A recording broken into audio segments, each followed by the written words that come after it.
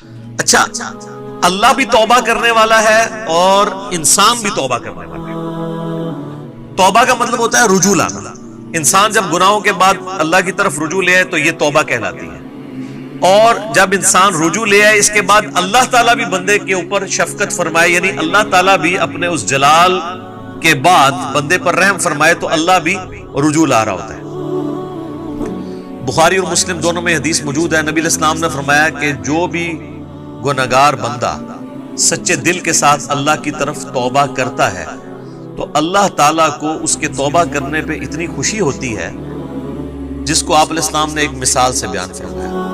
یہ حدیث بخاری میں بھی ہے اور مسلم میں، کہ تم میں سے کوئی شخص اگر ریگستان کے سفر پر روانہ ہو اور اس کا سارا ساز و سامان اس کے اونٹ پہ لدا ہو، وہ کسی جگہ تھوڑی دیر کے لیے آرام کرے اور اس کا اونٹ وہاں سے غائب ہو جائے جب اس کی آنکھ لگے، اب اس کو سامنے اپنی موت نظر آئے، کیونکہ اونٹ کے اوپر ہی سامان لدا ہے، پانی بھی، کھانے پینے کا بھی، اونٹ نہیں ملتا تو آپ کو پتا ہے کئی ہفتوں کا سفر ریگستان میں بغیر پانی کے تو نہیں کیا جا سکتا۔ اب وہ اپنی موت کا انتظار کرنا شروع کر دے، اسی دوران اچانک جب اس کی آنکھ لگے، آنکھ کھلتے ہی اس کا اونٹ اس کے سامنے آ جائے تو اسے کتنی خوشی ہوگی۔ اس سے زیادہ خوشی اللہ تعالیٰ کو ہوتی ہے جب کوئی شخص گناہ کر کے اللہ کی طرف سچے دل سے توبہ کر لے۔ اور مسلم شریف میں آگے الفاظ ہیں کہ وہ اتنا خوش ہو کہ اس کی زبان لڑکھڑا جائے، من شدت الفرح، اور وہ خوشی کے باعث اس کی زبان سے یہ نکل جائے، اے اللہ تو میرا بندہ میں تیرا رب، حالانکہ وہ کہنا یہ چاہ رہا ہو کہ اے اللہ میں تیرا بندہ تو میرا رب، یعنی اس کی زبان بھی لڑکھڑا جائے، اتنی اس پہ شدت خوشی کی طاری ہو۔ اس سے زیادہ خوشی اللہ تعالیٰ کو اس شخص پر ہوتی ہے جو اللہ کی طرف رجوع لے۔ جامعہ ترمذی میں حدیث ہے کہ موت کے غرغرے سے پہلے توبہ قبول ہے، اس کے بعد کبھی توبہ قبول نہیں ہے۔ اسی لیے آپ دیکھیں کہ فرعون نے جب توبہ کی، قرآن حکیم میں آتا ہے جب وہ ڈوبنے لگا تو اس نے کہا کہ میں بنی اسرائیل کے رب پہ، موسیٰ اور ہارون کے رب پہ ایمان لایا، تو اللہ تعالیٰ نے کیا فرمایا تھا؟ آن، اب لے کے آیا توبہ، کوئی فائدہ نہیں۔ نزع کے عالم سے پہلے جو توبہ کر لے گا اس کی توبہ ایکسیپٹیبل ہے، ادروائز کوئی توبہ نہیں ہے۔ تو اللہ تعالیٰ تو مائل بکرم ہے۔ بخاری اور مسلم دونوں میں حدیث ہے کہ اللہ تعالیٰ نے مخلوقات کی پیدائش سے پہلے اپنے پاس عرش پہ یہ عبارت لکھ لی تھی کہ میری رحمت میرے غضب پہ بھاری رہی، اور یہ انسان کے پاس بہت بڑا ایسٹ ہے کہ اللہ کی رحمت اس کے غضب پر بھاری ہے، ادروائز یہ ایکول بھی ہوتی اور صفت عدل اللہ کی غالب ہوتی تو مارے گئے۔ عدل کریں تے تھر تھر کمن اونچیاں شانہ والے، فضل کریں تے بخشے جامن میں ورگے منہ کالے۔ واقعی اگر عدل پہ بات آ جائے تو کوئی نہیں، اور یہ قرآن حکیم میں کئی جگہ یہ مضمون آیا ہے۔ سورہ فاطر کے اینڈ پہ بھی آپ چلے جائیں،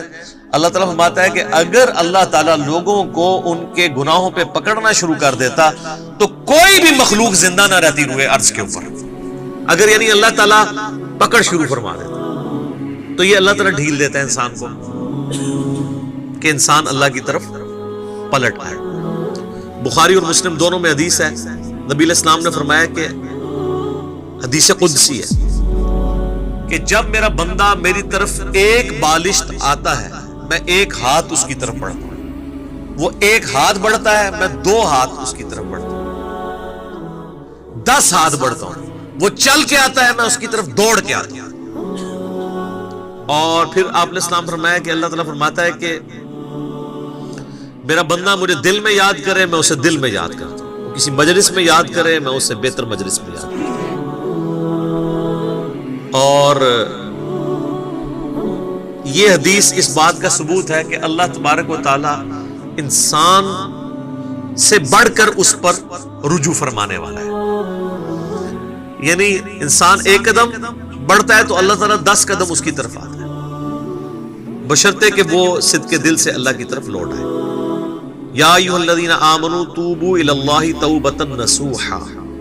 اے ایمان والو اللہ کی طرف ایسی توبہ کرو جو آگے کو نصیحت سمجھے۔ یہ جو خالی خلی توبہ ہے نا، یا استغفار کی تسبیح پھیرنا، یہ اللہ تعالیٰ کو جو ہے وہ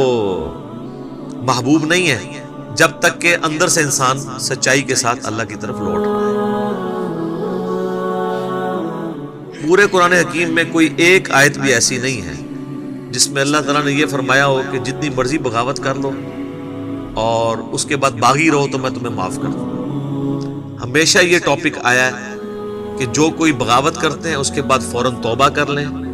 اور پھر اپنی اصلاح بھی کر لیں، صرف توبہ نہیں، پھر اللہ تعالیٰ ان کو معاف کر دے۔ وہ تو پھر سورہ الفرقان کی آیت نمبر 70 میں ہے کہ اگر شرک سے بھی توبہ کر لے گا تو ہم اس کے گناہوں کو بھی نیکیوں سے بدل دیں گے۔ لیکن یہ جو آج کل دھوکہ دیا جا رہا ہے نا اللہ کی رحمت سے، اس میں میرا یوٹیوب پہ ایک کلپ بھی ہے، اللہ کی رحمت سے دھوکہ، اور لوگ کہتے ہیں اللہ تعالیٰ بڑا معاف فرمانے والا ہے۔ کس کو معاف فرمانے والا ہے؟ اس کو جو رجوع لے آئے۔ بغاوت کرنے والے کے لیے وہ ڈٹا رہے، اس کے لیے کوئی توبہ نہیں، اور رجوع لانے کے بعد اپنی اصلاح بھی کرے۔